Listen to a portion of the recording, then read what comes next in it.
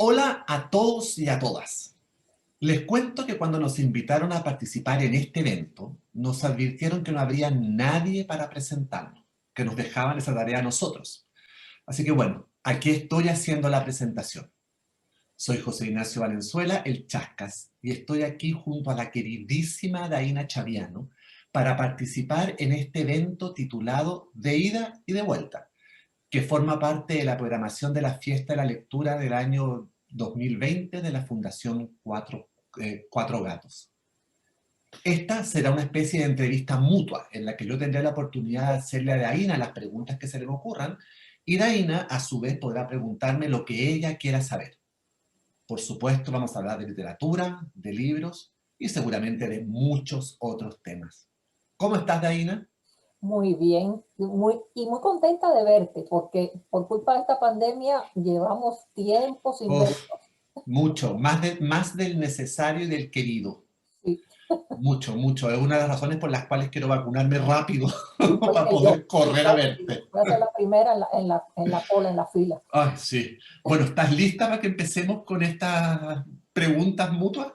¿Quién empieza? A ver, Tú, porque yo ya presenté, así que te cedo la palabra. perfecto. Bueno, esta es una, vamos a decir que es una entrevista mutua, pero va a ser una entrevista, un tipo de entrevista un poco loca. No, vamos a ver, a salirnos un poco.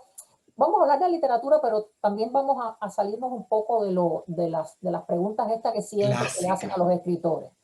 exactamente. Esto, y la primera pregunta, que esta es obligatoria, sé, bueno, esta sé que te la han hecho en algunos sitios, pero yo sé que hay mucha gente que no lo sabe. Eh, y es mi primera pregunta porque a mí me pasó, cuando me presentaron, me dijeron, no, Chasca. Yo dije, Chasca, qué nombre más raro ese, qué cosa es eso? Después yo me enteré, porque tú lo explicaste, qué quería decir chasca, pero por ejemplo en Cuba esa palabra no existe, aunque creo que es muy común, no sé si en todo el cono sur o No, no, no, para nada. Es una para palabra muy nada. específica chilena. Bueno, pues yo quiero que tú me digas, o sea, quiero saber cómo empezó lo de chascas. Yo sé que tiene que ver con tu pelo, pero ¿cómo empezó todo esto a llamarte a ti? ¿Desde niño tú tenías así los pelos locos o cómo era? Cuéntame eso. Bueno, prefiero partir por lo más simple. Chascas significa pelo desordenado que no se peina. En México, por ejemplo, sería la greña.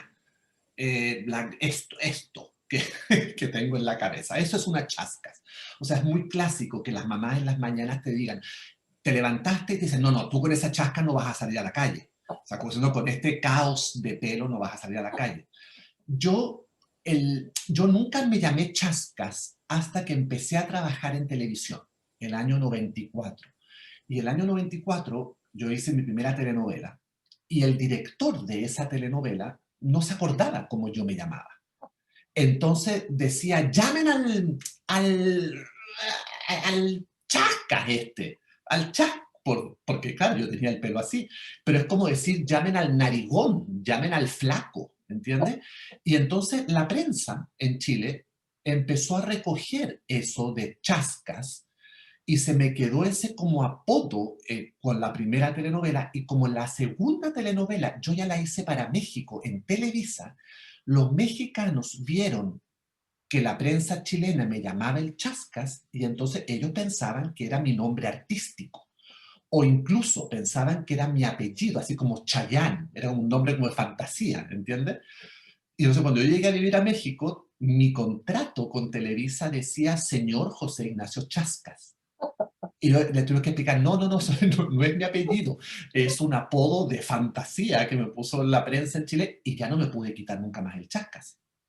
Pero claro, en Chile yo digo, hola, soy el Chascas y la gente entiende exactamente qué significa ese apodo. Pero en México, en Miami, en Puerto Rico, en España, en cualquier otro país de Latinoamérica, digo, hola, soy el Chascas y la gente piensa que ese o es mi apellido o es mi seudónimo. Eso es lo que yo Así que siempre también. ya, claro, así que ya me quedé, me jodí para siempre. Ya me quedé como el Chascas y si en la calle gritan Chascas, pues yo ya me doy vuelta y digo, sí, ese soy yo. En Sí, Cuba también, por cierto, decimos greña. Sí, las Madre, greñas. niña, vas a salir con esas greñas así para la calle. Greñas. Claro, yo en Cuba sería el greñas. Ya, ¿Vale? claro. Yo sería el greñas. Yo tengo una pregunta para ti, que también tiene que ver con orígenes. Y quiero saber que me expliques muy claramente por qué te gusta tanto el más allá, implicando con el más allá el espacio exterior, el más allá. ¿Por qué? ¿Por qué el más allá y no el más acá? A ver, eh, primero, a ver, dos respuestas. La primera, más corta y que lo resume todo, es porque el más acá es aburridísimo. Yo me aburro horrores en esta realidad Realidad. cotidiana, circundante, llena de sujetos y de cosas que me sacan de quicio. Esa es la más fácil y la más rápida. Ahora, entrando en detalles, desde que yo era niña, y no puedo explicar por qué, a mí me empezaron a llamar la atención las cosas, vamos a decirlo así, raras. Las cosas, por ejemplo, nosotros somos 4 hermanos, yo soy la mayor, pero somos 2 hembras y 2 varones. Tuvimos la misma enseñanza, los mismos padres, porque mis padres nunca se divorciaron, siempre se llevaron muy bien hasta que fallecieron, y fue una familia que no tuvo cambio, no hubo nada raro. Sin embargo, a mis hermanos no les interesa ni le llama la atención la literatura o algo. A veces leen alguna cosa, pero no es algo que les interese. Ninguno de ellos, por ejemplo, se bebió todos los libreros de mi casa. Que así como tú ves que yo tengo estos libreros, mi casa estaba llena de libros por todas partes. Y yo recuerdo, por ejemplo, la primera cosa, vamos a decirlo así, rara, Ajá. entre comillas.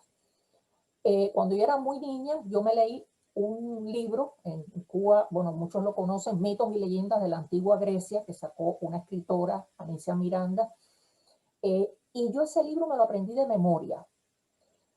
Y en mi casa la educación, bueno, mis padres eran ateos, pero yo tenía acceso a todo lo que se me ocurría. Eh, y hago esta aclaración para que veas, por ejemplo, que sin tener esta vocación, ni esta perspectiva, ni este ambiente religioso, ni espiritual, ni nada de eso, cuando yo leí sobre las náyades y las ninfas, y eso, yo salía al jardín de mi casa y yo veía las flores y yo decía, bueno, las dríadas, las amadríadas, que unas son las ninfas de los árboles, otras las de los jardines, otras, y entonces yo salía a adorar a las ninfas. Y de eso te estoy hablando cuando yo tenía de haber sido quizás 8 años, 9 a lo sumo. Eh, y siempre me llamaron la atención estas cosas. Después cayó en mis manos un varios, 2 o 3 libros de astronomía y de dinosaurios Wow. que heredé de un tío mío que se fue para Estados Unidos en los años 60. Y yo me fascinaba con los libros estos que hablaban sobre las estrellas, sobre otros planetas, los dinosaurios, que eran estos seres gigantes que habían desaparecido. Y yo toda mi vida fue así. Yo fui descubriendo libros, leyendo sobre mitos, sobre fantasmas, y todo eso me empezó a alimentar. Y además de eso, también después empecé a tener experiencias ya ¿Como mm, paranormales? paranormales. Y entonces ya eso sí fue lo que me acabó de fijar. Y entonces el entorno mío, otra cosa, yo estudié magia celta y cuando estudié magia celta, ya lo hice estando en Estados Unidos, empezamos a hacer una serie de ejercicios con las energías y me empezaron a pasar cosas raras. Yo empecé a ver, porque la visión, vamos a decirlo así, psíquica, es algo que se puede desarrollar. Alguna gente nace con ella y otras puede desarrollarla. Y esto ya lo he integrado, es parte de mi vida, de cómo yo veo y siento el universo. Entonces, se ha quedado conmigo y mi literatura, De hecho, lo refleja Da también. cuenta de eso, claro, claro, por supuesto. Yo tenía la teoría, cuando la primera vez que te conocí, yo dije, ella parece un hada por ti. Así que lo ratifico ahora, absolutamente. Y me lo dejan mucho más claro. Wow. Bueno, pues yo tengo otra pregunta, A ver, eh, y las he apuntado porque hice los apuntes porque dije, no quiero que se me olvide hacerle estas cosas. Ah, eh, bueno, esto es una pregunta un poco indiscreta. me encantan, esas son las que más me gustan. A ver, ¿qué fue lo que tú hiciste con el primer anticipo o derecho de autor que te dieron? ¿Qué compraste o qué hiciste con ese dinero? Mira, de derecho a autor literario, o sea, Sí, sí, sí, de sí, ya, por un literario. libro, sí. Sí, por un libro. Lo más triste es que mi primer libro no recibí ningún anticipo ni ningún derecho de nada. Nunca me pagaron nada por el primer libro que publiqué en Chile. Claro, no pagué yo la publicación, era una editorial chiquitita en ese momento, yo tenía, no sé, 17 años, 16 años, así que en estricto rigor, con mi primer libro no gané un peso hasta el día de hoy. Fue con el libro, con el segundo libro, que fue ya El caso de la actriz a la que nadie quería, que fue un libro que se publicó originalmente en Puerto Rico, con el que ya recibí un primer pago, no un adelanto, porque era un libro que en ese momento entró como una colección escolar, y los libros que entran en circuitos escolares, por lo general, sobre todo en esa época, no estaban sujetos como a adelantos, sino que tú empezabas a cobrar regalías una vez que el libro se empezara a vender. Pero recuerdo que lo primero que hice con ese dinero, cuando me llegó el primer cheque, fui a cenar. Invité a Anthony, que en ese momento no estábamos casados todavía, pero estábamos ya andando hacia un buen rato, y nos fuimos a cenar algo rico, y me acuerdo que fue, yo vivía en Puerto Rico, y fue en un restaurante como Thai, que era como la gran comida tailandesa, que estaba como recién llegando a Qué Puerto exótico. Rico, era como lo más exótico, y me acuerdo perfectamente que me comí una sopa de coco, Ay, qué de rico. coco con galanga y con cosas, hace una cosa como bien aromática, y yo me sentía ya absolutamente un magnate exótico que venía llegando de un viaje mítico, porque con ese dinero, ¿qué te puedo decir? Yo habría pagado yo porque me publicaran el libro. Y no solamente no pagué, sino que además me recibí un cheque de vuelta. Pues entonces, es que ese restaurante y esa ambientación tailandesa y esa sopa llena de aromas era para mí así como, ¿qué te puedo decir? ¿Qué te puedo Y decir? además con tu primer pago de autor. Claro, entonces me sentía como escritor Stephen de King. verdad. Stephen Claro, ¿qué King. te puedo decir? No, Stephen King era una alpargata al lado mío. Una alpargata. Oye, y yo quiero saber una cosa. Esto es una pregunta que estoy seguro que te han hecho mil veces, pero siempre me parece que es importante que los escritores cuenten sobre eso. ¿Cuándo te decidiste a ser escritora? ¿Fue un momento en el que tú dijiste, bueno, sí, esto es lo que yo quiero hacer? ¿O fue simplemente que la vida te llevó a eso? Yo nunca me propuse ser escritora. Yo escribía porque necesitaba escribir, necesitaba contar historias que se me ocurrían, eh, porque mientras las escribía, las veía, eran como películas y obviamente fantaseaba, o sea, todo el tiempo yo fantaseaba desde niña. Y empecé, bueno, mis primeras historias las hice incluso cuando yo no sabía escribir, porque mi papá tenía un juego conmigo que era que a la hora de dormir él me contaba un cuento todos los días y yo le pedía otro y otro, hasta que un día, esto lo he dicho en otras partes, hasta que un día él se aburrió y me dijo, bueno, yo te voy a hacer un cuento, pero después tú me haces otro. Y entonces empezamos así a inventar historias. Yo no me acuerdo de esto porque él me dice que yo tendría 2 o 3 años, o sea, casi no sabía ni hablar. Claro, Y claro. las historias eran súper elementales. Era siempre un animalito que salía por el camino buscando, buscando, buscando, y ya ahí se acababa el cuento. Esto, y cuando empecé a ir a la escuela y aprendí a escribir, pues me puse a escribir esos cuentos que ya hacía a los 9 o 10 años, pues ya eran más complejos. Y yo escribí durante toda la primaria, la secundaria, el preuniversitario, la universidad.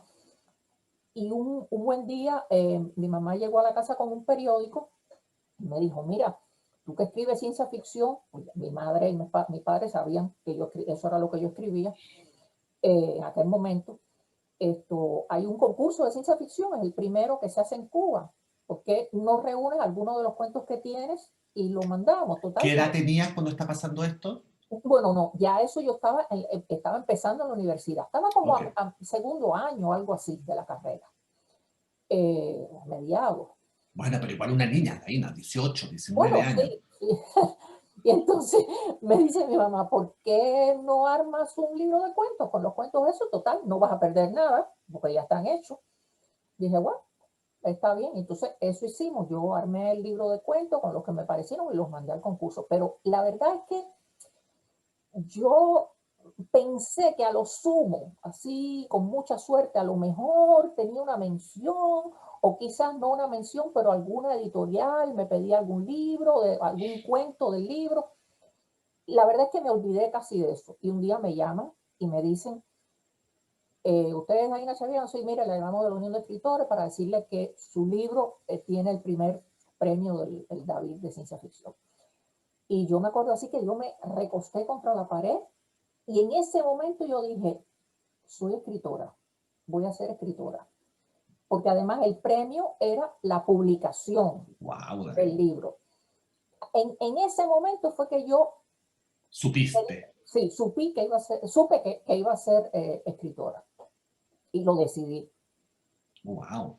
Qué maravilla. Además, qué bien, qué buen inicio, fíjate. Qué buen inicio. Espero que hayas ido a comer una comida tailandesa también. No, lo que hice, yo hice otra cosa con el premio eran, me acuerdo que 500 pesos cubanos, el premio más la publicación. Ok. Lo que yo hice fue comprarme un aire acondicionado, el primero de mi Wow. vida, porque en Cuba, ya sabes, Para escribir fresquita. fue lo primero que me compré con el dinero ganado de un libro. Pues mira. Eh, Otra pregunta que tenía para ti, son estas preguntas raras, pero que tú ¿Tú tienes alguna comida preferida o alguna manía, más que comida preferida, alguna manía con la comida? Por ejemplo, de mezclar algo que no sea mezclable. Mira, yo tengo una relación con la comida absolutamente delirante, porque soy Tauro y si esas cosas existen o no, las astrologías me refiero, soy el clásico Tauro que yo me lo como todo y efectivamente como de todo. Y de hecho, hago a veces cosas repugnantes, porque como digo, como total se va a mezclar todo adentro igual, entonces me hago, qué sé yo, un aguacate y le pongo queso, pero se le pongo un poquito de mermelada de naranja, y al mismo tiempo que me estoy comiendo eso, me estoy comiendo un dulce de leche con los... Entonces, mezclo, hago unas mezclas así, pero que Anthony me mira y me dice, pero qué asco lo que estás haciendo. A mí no me importa porque yo me lo como todo, pero hay ciertas cosas que no, de hecho, hay una o dos cosas que no como y que no hay caso de comer. Una es la nata. Es la nata que se forma en la leche. Cuando la leche está muy caliente Ujú, y se empieza a enfriar, se le forma como una capita dura. ujú. No, o sea, es un rechazo absoluto. No puedo, no puedo. Y hay gente que la sorbe y se la A mí come. me encanta. Uy, Uy, no puedo ni verlo, no puedo ni verlo, no puedo ni verlo. Me fascina la nata batida. En Chile, por ejemplo, hacen como unas cremas, crema de nata, que sacan la nata, como que la juntan con unos coladores grandes, como con unos recogedores, las baten y ujú. claro, queda como una mantequillita deliciosa. Me fascina, pero así verla flotando en la taza, no puedo, no puedo. Y otra cosa que es una maña personal mía con la comida es que no puedo comer nada que en mi plato tenga la forma que tenía en vida. O sea, no puedo comer un pescado que venga el pescado con la cabeza, la cola, el ojo mirándome desde el plato. No puedo, no puedo, soy incapaz. Incluso me fascina el pescado y como pescado todos los días, pero no, no. Y tampoco, por ejemplo, que la carne tenga el hueso. sea, yo tener como que rasquetear contra el hueso, no puedo. Es superior a mí. Me siento como cavernícola, me siento... No puedo, no puedo. Pero no, eso no significa que no me guste ese plato. El pollo, por otro, me fascina, pero no puedo comerme la alita de pollo clásica que se la comen así agarrada el huesito. No puedo, Yo no me puedo. imaginé que tú tenías algunas manías raras, porque normalmente, por alguna razón, las personas tienen manías de ese tipo que nunca le cuentan a nadie y nadie pregunta por esas cosas, Claro. pero son súper interesantes. Sí, no, yo alergias de alimentación, a mí cuando me invitan a cenar, como la gente ya me conoce estas manías, me dicen, pero tú puedes comer pollo, sí, sí, si tiene hueso y la gente no sabe, yo muy discretamente hago como unas cirugías y le saco la carne, pero no es mi favorito, digamos, no es mi favorito. Esa parte a mí me complica un poquitito, me complica un poquitito. Y la nata, bueno, ahí sí que no transo en lo más mínimo. Uy, no, uy, de pensar me da como un... Yo tengo una pregunta para ti que no es mía, es una pregunta que te va a hacer Marcel Proust, Ah, porque tú sabes que Marcel Proust hizo un cuestionario sí. y hay en ese cuestionario una pregunta que a mí me pareció súper pertinente a ti, por eso que estábamos hablando del más allá, Ujú. y que me parece mucho más atractiva sabiendo que vienes de unos padres ateos. Y la pregunta de Proust dice, si el cielo existiera y te encontraras a Dios en la puerta, ¿qué te gustaría que Dios te dijera al llegar? ¿Y qué le dirías tú a Dios de regreso? Ay, a ver. Suponiendo que todo esto existe, digamos. Sí, sí, sí, sí, suponiendo que todo existiera. Bueno, me gustaría que Dios me dijera, bienvenida a casa, queriendo decir con esto que esa es, que esto que yo viví, que estamos viviendo, no era la vida real, porque Claro. esta vida real a mí no me gusta nada, cada vez me gusta menos. Mm. Me gustaría, ojalá, que hubiera otra cosa mejor, que por supuesto no tiene nada que ver con el paraíso que piensan los cristianos. Yo Con los tengo, arbolitos y la... no, no, no, no, no, no. Yo tengo otras ideas medio físicas cuánticas y otro tipo de cosas que no tiene nada que ver con el paraíso cristiano. Pero Con el bueno, Edén. exacto. El Edén para mí es otra cosa. Pero bueno, quisiera que me recibiera esa mente inteligente si existiera eso que había llegado realmente, finalmente, a casa. Y yo le preguntaría,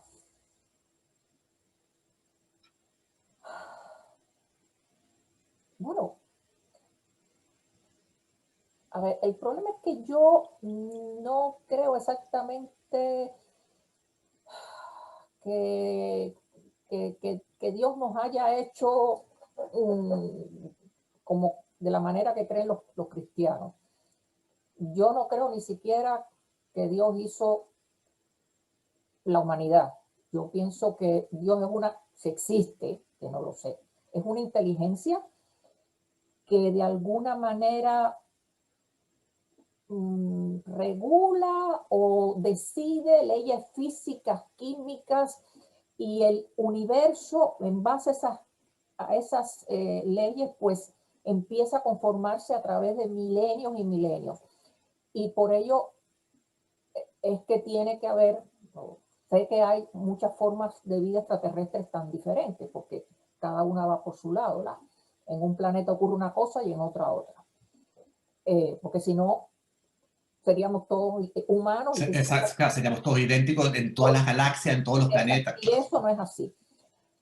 Yo le preguntaría si es que hay alguna manera de, si él sabe de alguna manera en la que se puede arreglar este planeta, porque yo no sé si es, bueno, esta pregunta tiene que ver con lo que he vivido en los últimos años, pero es que las cosas me parece que van a veces para peor. Y no entiendo por qué hay tanta violencia, violencia no solo física, sino emocional, verbal.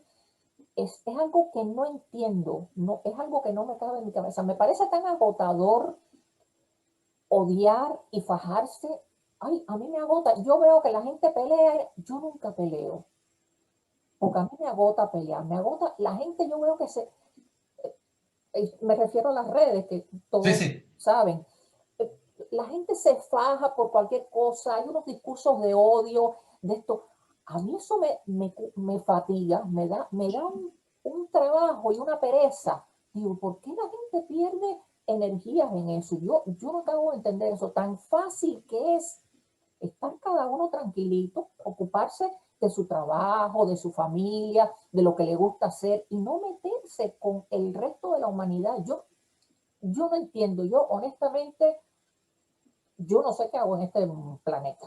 O No a lo sé, mejor le deberás pedir ser como su mano derecha, Daina, y le déjame a mí ese planeta llamado Tierra y yo te lo arreglo. de verdad que es muy complicado todo esto. Lo es. Por eso es que no pienso que esta sea mi casa real. Espero que no sea yo espero que esto sea como un aprendizaje, una Un escuela, tránsito. un tránsito para otra dimensión mejor. Vamos a gozarlo, Eh, pero a ver, a déjame, ver. voy a tu pregunta. Bueno, esta no es una pregunta poco común, a veces se la hacen a los escritores, pero no de esta manera. Si tuvieras que escoger un solo libro que haya sido decisivo para ti como escritor, ¿cuál tú escogerías y por qué? ¿Libro escrito por mí o libro leído por mí? Leído. Perfecto. Mira, yo creo que hay uno en particular que cuando lo leí fue como si me hubiese caído un rayo encima. Esa fue la sensación que yo tuve. Y ese libro fue Crónica de una muerte anunciada. Me lo regaló mi abuela, que todos sabemos que mi abuela fue un personaje muy importante en mi vida. Digo, todos sabemos porque escribió un libro que se llama Mi abuela la loca, que está basado un poco, digamos, libremente en mi abuela materna, Violeta Camerati, que además era una poeta muy buena en Chile. Entonces, mi abuela y yo teníamos una relación muy particular porque, claro, de sus nietos, yo era como el que más leía, el que más escribía.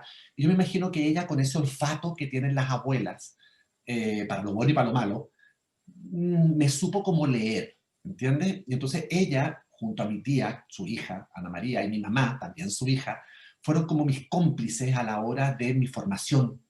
Entonces me daba el libro, no nos olvidemos que te estoy hablando cuando yo tenía 10 años, estábamos en Chile en dictadura. Entonces, además, conseguir libros no era fácil. No había muchas librerías, los libros eran muy caros, no todos los libros llegaban a Chile por distintas razones. Y muchos de los libros de los que se hablaba en el mundo no llegaban a Chile muchas veces por razones políticas. Había una gran censura. Entonces, que mi abuela me regalara libros, era, pongo en contexto eso. Y en ese contexto, cuando yo tenía como 12 años, mi abuela me regaló Crónica de una muerte anunciada. Y con ese desparpajo que ella tenía, me dijo, este libro tendrías que leerlo muchos años más adelante, pero yo quiero que lo leas ahora. Y yo, que sigo siendo bastante nerd, le hice caso y me acuerdo que abrí el libro, la primera página, y nunca se me olvidó, incluso cómo comienza, el día en que lo iban a matar, Santiago Nazar se levantó a las 5:30 de la mañana. Y yo dije, pero qué absurdo, me acaban de decir cómo termina el libro. Me acaban de decir que el personaje de amor, no entiendo entonces de qué sirven las otras páginas del libro. Y caí en el embrujo de ese libro y lo leí y cuando terminé de leer y me di cuenta que lo que había leído era un círculo, que era un libro que empezaba y daba la vuelta y terminaba en el mismo lugar donde había empezado. Te lo juro, Daina, que fue como, se me puso como la piel helada. Tuve una sensación, así como tú sentiste cuando te avisaron del premio, que tú te echaste para atrás y sentiste, bueno, yo en ese momento sentí algo físico, una sensación física, y dije, mi vida ya no va a ser igual después de esto. Obviamente mañana no va a ser como el día que yo pensé que iba a ser, va a ser distinto, porque ya no se me va a ir de la cabeza esto que tengo en la cabeza, no se me va a ir. Y ahora acabo de, en el fondo, como echarme a perder la vida, porque quiero seguir leyendo cosas así, Y no solamente eso, quiero escribir cosas así. Entonces me jodió mucho la cabeza ese libro porque yo me quería como convertir en un pseudo Gabriel García Márquez a los 12 años, entonces yo quería escribir cosas como de García Márquez, y por supuesto no puedo hacerlo ahora, imagínate a los 12 años.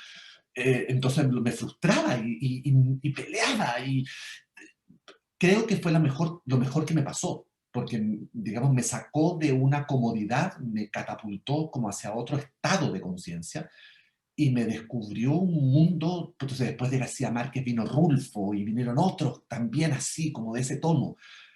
Pero Crónica de una muerte anunciada es como mi año cero. O sea, es antes de eso y después de eso, claramente. Claramente. No hay otro libro que me haya provocado eso que me provocó ese libro. Fue muy fuerte, muy fuerte. Oye, y ahora ya sabemos cómo empezaste, sabemos cuáles fueron, digamos, tu año cero como escritora. ¿Tienes algunas manías confesables e inconfesables a la hora de sentarte a escribir? A ver, manía. Bueno, cuando voy a empezar la jornada, que me despierto en la mañana y tal, y desayuno, la verdad es que no me gusta que me hablen, ni que me estén hablando de ningún problema del mundo, ni de lo que está pasando, ni de la vida, ni de la muerte, ni de nada. No quiero que me hablen. Déjenme solita, por favor. Sí, yo me levanto con mi cabeza, ya tengo lo que estoy haciendo, sea un cuento, esté trabajando en una novela, un cuento. No quiero que me hablen porque me sacan del mundo en el que estoy. Si me pasa, que ocurre, si uno convive con alguien, pues me cuesta más trabajo regresar, porque ya el mundo, este odioso que me rodea, entró en mi cabeza y me nubló un poco el universo que yo tenía Claro. dentro. Entonces, esa es una manía, por ejemplo. No, y no, a ver, si yo me levanto un día y tengo que salir, vamos a decir que tengo que ir al médico, que tengo, qué sé yo, cualquiera de esas cosas que uno tiene que hacer, Trámites de la vida. sí, eh, ya no es la cola del pan porque no vivo en Cuba. En Cuba era la cola del pan y la cola de esto y la cola del otro, pero bueno, Claro. aquí por suerte no tengo que hacer ninguna cola.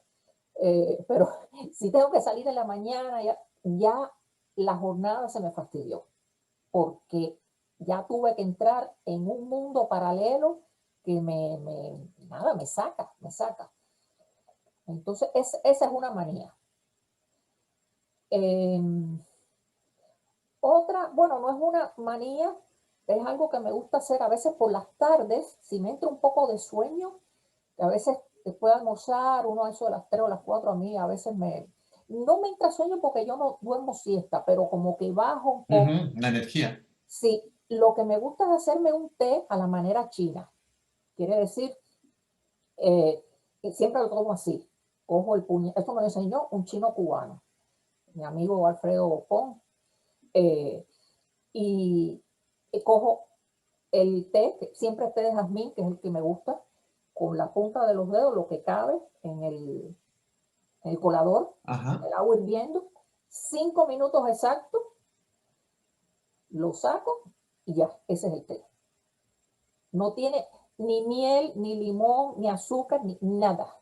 Y con ese té te vuelves frente al computador a seguir trabajando. Me encanta además el aroma del Sí, té una de delicia. jazmín cuando yo estoy trabajando, me aviva. Y otra manía que tengo es oír música, escoger música según lo que estoy escribiendo. Hay libros que me piden un tipo de música y otros tipos que me piden otro tipo. Y a veces estoy con el mismo, puedo estar con el mismo CD, Horas. o, sí, no, ni siquiera horas, semanas, con el mismo libro. Por ejemplo, un libro que yo recuerdo, Casa de Juegos, lo escribí con un solo CD, una novela, es la más corta que he hecho, pero es una novela que tendrá no sé si 130 o algo así. hojas, páginas, no me acuerdo, pero lo hice con el mismo CD, todos los días lo oía varias veces, varias veces, varias veces, varias veces. Porque ¿Y se puede saber qué música era? bueno, es que esta era es una novela erótica que combina la única novela erótica que tengo, combina el erotismo con las figuras del panteón afrocubano y también una novela surrealista. Ya, Entonces, la música que oía era la música de un grupo cubano, de rock afrocubano, que se llama, el grupo se llama Síntesis, y me permitía entrar en ambiente con la novela. Y fue la que oí. Pero en otros casos, por ejemplo, he oído mucho rock sinfónico, que es Rick Wakeman, Emerson Lake and Palmer, también a veces perfecto. Led Zeppelin, ese tipo de cosas. Y a veces en música clásica, depende de lo que esté escribiendo. Me parece súper interesante, sobre todo eso de, como al principio, como no me hablen, no me hablen, déjenme que vengo con la cabeza programada para lo que me toca hacer. Sí, no. Eso, en mi casa, cuando vivía con mi padre, era un problema porque era mi No, padre, mi claro, madre y mis otros tres hermanos, pero ya la gente sabía. Yo salía del cuarto por todo el pasillo hasta la cocina, muda. muda, y nadie, y todo el mundo me ignoraba, como si yo fuera un fantasma que pasaba por ahí y volvía a pasar así, me encerraba en el cuarto. Y sabían que si sonaba el teléfono, solo era para cuatro amigos, para cuatro amigos, no más, porque esas eran las únicas personas que, aunque me interrumpieran, estaban tan en sintonía conmigo Que no que te sacaban de ese estado, no claro. me sacaban, Ay, qué no me sacaban. interesante. A ver, ahora voy para, ah, esta pregunta. A ver, Después de tantos meses de encierro en la pandemia, si ahora mismo te dijeran que puedes escoger tres lugares o cosas que hacer con completa libertad, o sea, puede ser lugar que visitar o cosas que ajá, hacer, ¿cuáles tres cosas serían? qué difícil. Tú sabes que además yo soy muy maniático, entonces yo me encerré las primeras semanas, bueno, yo y mi familia me refiero, en la primera semana de marzo y, Daina, no he salido ni al supermercado en todos estos meses. O sea, sé que he salido 3 veces porque he tenido que llevar a mi hija al pediatra. Y eso ha sido todo. O sea, incluso las veces que la hemos llevado al pediatra, yo me quedo en el auto y Anthony entra con ella porque solamente permiten que entre un padre. Ujú. O sea, no he salido a ninguna parte. Lo primero que yo haría sería ir al cine.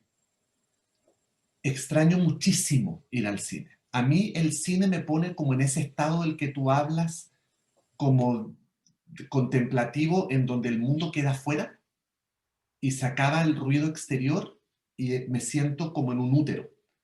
Y muchas veces, muchísimas veces, las soluciones a las series que estoy escribiendo, las soluciones a los libros que estoy escribiendo, se me ocurren viendo cualquier película en el cine. Muchas veces yo iba al cine independientemente de qué película iba a ver. Podía ver una película pésima, me da lo mismo. Era simplemente el hecho de meterme en esa sala de cine oscura, silenciosa, cuando la gente respeta, porque también ahora todo el mundo habla por teléfono en el cine y es un desastre esa parte. Por eso con Anthony íbamos a unos horarios donde no había mucha gente, o también somos súper antisociales con respecto a eso. Pero extraño es como esa cámara de silencio que es el cine que te saca del mundo y te pone en otro mundo. Y tú sales del cine sin saber qué día es, qué hora es, en qué país está. Yo muchas veces me pasaba que salía de la sala del cine y decía, espérate, es noche, es día. ¿Dónde estoy? ¿Dónde estoy? ¡Ay, Miami! Ok. Eso me pasa. Y no tiene que ver con la película, sino que tiene que ver con cómo yo me entrego a ese abandono. Así que lo primero que yo haría sería ir al cine. Lo segundo sería irme a Barcelona. Amo Barcelona. Y yo este año tenía toda una gira de 3 meses, en abril y mayo, por toda Cataluña y Madrid, por mi libro La abuela la loca y el tío Pachunga, que salió el año pasado, pero entonces este año era la gira del tío Pachunga. Y tuve que cancelarla. Y fue, te lo juro, como un coitus interruptus así terrible, donde me quedé como en el aire y para mí Barcelona, y yo sé que para Anthony también, Barcelona es como un refugio emocional, nos encanta el hecho de que se pueda caminar la ciudad, el hecho de que hay restaurancitos ricos en todas las esquinas, em, la estética, simplemente verla. Ujú. Yo me iría corriendo para allá. Y el tercer lugar donde me iría a encerrar un día entero sería una librería. Mm. Extraño mucho las librerías. O sea, nosotros con Anthony teníamos como rutina. Los domingos, los sábados, nos íbamos a Books and Books, por ejemplo, en Coral Gable, y nos pasamos 3 horas Mm.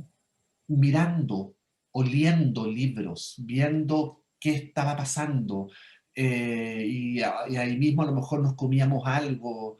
Ahora, claro, con una niña puede ser un poco más complicado, pero el cine, las librerías y Barcelona, Ya.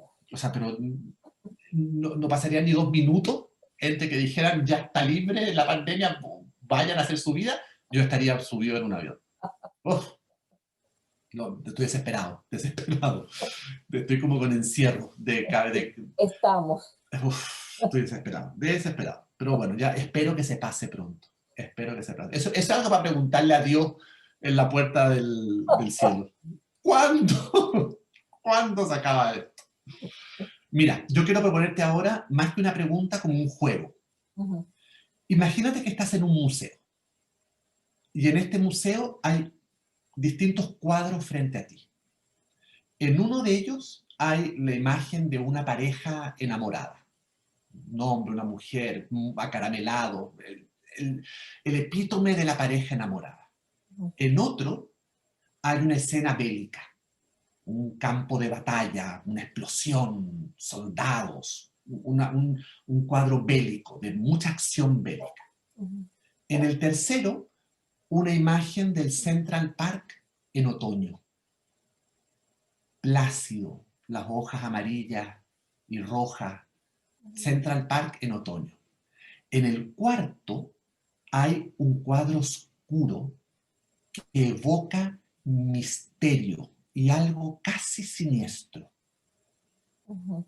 Y en el quinto hay una imagen de una familia viviendo en la pobreza bajo la lluvia. Entonces tenemos la pareja enamorada, la escena del campo de batalla, Central Park en otoño, un cuadro misterioso y siniestro, y una familia pobre bajo la lluvia. ¿Cuál de esos cuadros te inspiraría a escribir una novela? ¿Y por qué? A ver, la pareja, Central La Montaña. pareja enamorada, el campo de batalla, el Central Park, el cuadro misterioso y casi siniestro, y la familia viviendo en pobreza bajo la lluvia. ¿Cuál crees tú que te inspiraría para escribir una novela y por qué, obviamente? Eso es difícil porque, o sea, es difícil de decidir porque el estilo de los cuadros, o más que el tema, es lo que me puede llevar a decidirme por una cosa o por la otra. Ya, Eh, no es lo mismo, vamos a suponer, La familia bajo la lluvia, hecha por, qué sé yo, por algún prerrafaelita o hasta por, ¿cómo se llaman esto? Los impresionistas. Los impresionistas o prerrafaelitas que a lo mejor lo veo por Picasso, por ejemplo. Si lo veo hecho por un prerrafaelita o por un impresionista, lo te haría. dirías, te dirías con la familia bajo la lluvia. Sí, si Picasso lo hace, no, A ver, pero pero ¿por qué? Eso es súper interesante. porque no es que no me guste Picasso, me deleito, he estado en museos donde hay piezas de Picasso, me gusta como pintor, pero no, pero yo necesito un ambiente, yo necesito una calidez determinada en una imagen para que ésta me inspire. Y he escrito, de hecho, varias novelas y cuentos, a veces inspirados en imágenes. Eh, pero la calidez tiene que ver mucho. No puedo hacer una historia si el ambiente no me, no me encierra en algo. Picasso no me da eso, Ok, por ejemplo. Picasso me puede dar un tema, me puede dar una fuerza determinada, un espacio, pero un espacio abierto, no, no es ese universo, no me encierra en un universo, cosa que sí me pasa con determinados pintores y determinados movimientos. Eh, Así que creo que podría ser, me tienta el de la familia bajo la lluvia, porque ya tengo los personajes, están ahí y me pregunto, ¿y por qué están bajo la lluvia? Sí, son pobres, pero ¿qué hacen ahí? ¿Van a algún lugar? ¿Están escapando de algo? ¿Van en busca de alguna cosa? Que son las preguntas también que uno se hace antes de empezar, claro. antes de empezar. Tú tienes a lo mejor una historia vagamente o tienes una escena o una imagen y a partir de ahí tú empiezas a preguntarte, bueno, pero ¿qué hace este personaje? ¿A dónde va? ¿Qué es lo que busca? ¿Por qué está aquí en este momento? Eh, o sea, ¿cómo es el mundo que los rodea, las condiciones? Y en ese sentido me tienta más la familia que, por ejemplo, que la pareja. Eh, Quizá porque las historias de amor,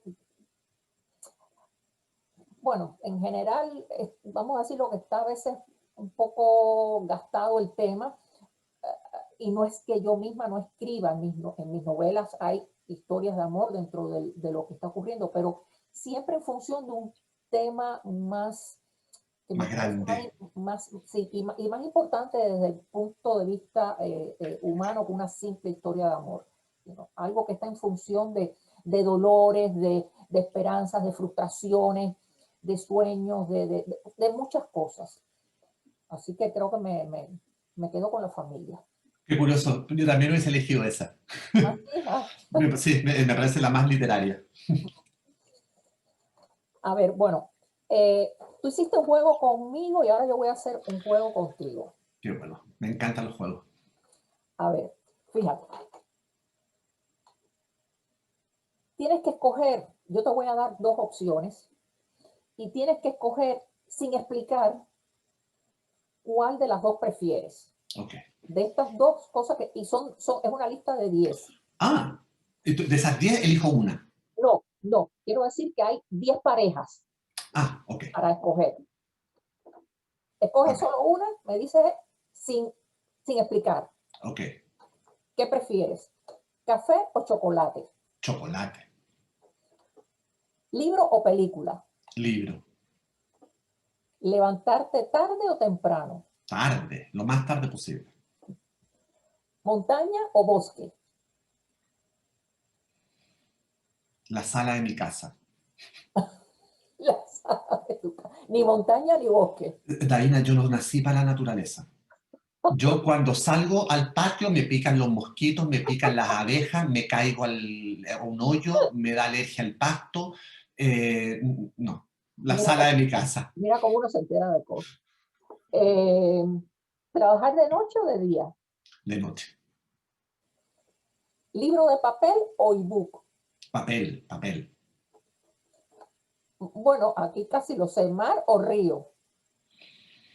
La ducha de mi casa. Casi me lo he imaginado. ¿Dolor de oídos o de muelas? ¿Tú sabes que nunca me han dolido las muelas ni los oídos? Nunca en la vida.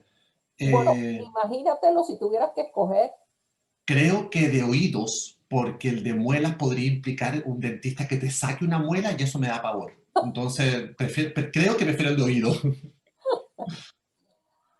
¿Literatura realista o fantástica? Fantástica. Y este es el último. ¿Casa con fantasmas o con ratones? No, fantasmas. Fantasmas, sin duda alguna. He tenido casas con fantasmas, además. Ya nos juntaremos tú y yo post pandemia a contarnos nuestras experiencias. He tenido fantasmas serios en mi casa. Yo los he tenido en cuartos de hoteles donde me he quedado. Ya algún día te haré No me ha tocado la nunca historia. eso. Uy, qué fuerte. Mira, nos queda tiempo como para una pregunta más. Vale. Y esta es la que te voy a hacer, es mi última pregunta. Ujú, Y quiero que me la... O sea, lo interesante de esta pregunta es que está hecha en negativo la pregunta. ujú. ¿Qué profesión nunca ejercerías? Uno siempre sabe qué profesiones ejercerías, pero así como categóricamente que nunca ejercerías. Que nunca ejercería. A ver, porque hay varias, pero déjame ver de esas varias, Claro. cuál es la Ah, que no. Mira, encontré una peor que enseñar matemática, que para mí es muy difícil porque yo, vaya, todo, lo mío son las letras. Las matemáticas me cuestan un trabajo, siempre me han costado un trabajo atroz. somos dos. Eh, y eso que tuve la suerte de tener profesores maravillosos, tuve uno en especial que me fue muy bien con él, pero no puedo con las matemáticas. No, mira, una profesión que nunca haría, nunca sería trabajar en un matadero, ya sea de reses o de cerdos o de gallinas o de lo que De sea, animales. de animales. Y quiero decir que como carne de todo tipo, pero no podría hacer eso, no Te podría. entiendo. Te Eso entiendo. nunca, es que no podría, Sí, no atroz. puedo ver a un animal sufrir, ni chillar, ni padecer, ni que lo maten, no puedo, no puedo. Me es terrible. Pues muy bien. A ver, Muy bien. yo voy para la última. Sí, la última tuya. eh, bueno, ah, y voy a terminar con una parecida a A ver. la. Sí, porque tenía más, pero bueno, voy a escoger esta. Si no fueras escritor, ¿qué otro trabajo te gustaría hacer? ¿Qué sería si no fueras escritor? Sí. Yo tengo un grave problema que es que no sé hacer nada más que escribir. Lo que es un problema, porque me condenó de por vida a escribir. Sí, pero espérate. Imagínate que tienes el poder de hacer lo que Perfecto. tú quieras. Sería chef. Chef. Chef. Mira eso. Sería chef. Como te decía en las primeras respuestas, tengo una relación de amor absoluto con la comida. Me fascina comer. Y me encanta comer rico. Y me encanta explorar sabores que no conozco. Y siempre he pensado que si yo no hubiese nacido escritor, me hubiese gustado nacer chef. Porque siento que también se pueden contar historias por medio de un plato. eh, y también hay una cosa como de experimentación, de sensaciones y de sentidos. Tienes que tener los sentidos puestos ahí. No solo el sentido del gusto, sino que también el del olfato, el del tacto, por supuesto el visual. Eh, y creo que hubiese sido un buen chef.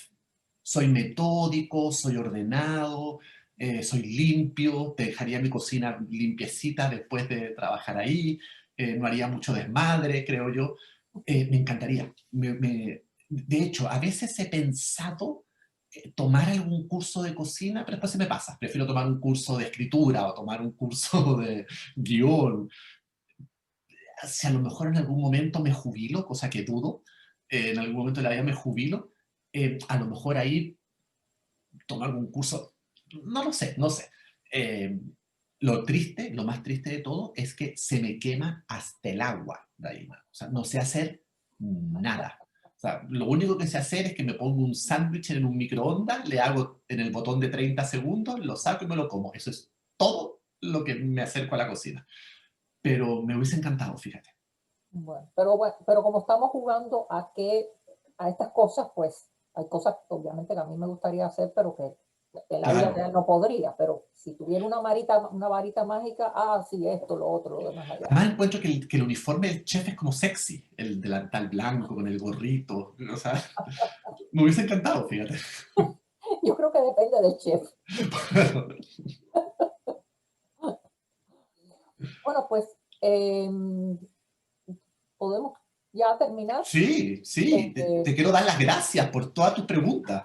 no, bueno, igualmente. Nos hemos hecho preguntas de todos los colores, de todos los estilos y nada convencionales en muchos casos. Eh, Quiero dar las gracias, bueno, a la Fundación Cuatro Gatos, que es la que hace posible estos encuentros y en especial este juego literario de hoy, de que se llama de ida y De ida y vuelta, vuelta. de ida y vuelta, en el que me ha acompañado Chascas, que además de un gran escritor y es un simpaticísimo amigo y, eh, y bueno, a quien tengo mucho afecto, a ella, Igual. y a Eso es de ida y vuelta también, Daina. Es de ida y vuelta. Así es que, bueno, gracias a ustedes y por habernos acompañado y a Cuatro Gatos también por la oportunidad de este encuentro. Hasta la próxima. Nos vemos pronto. Ujú.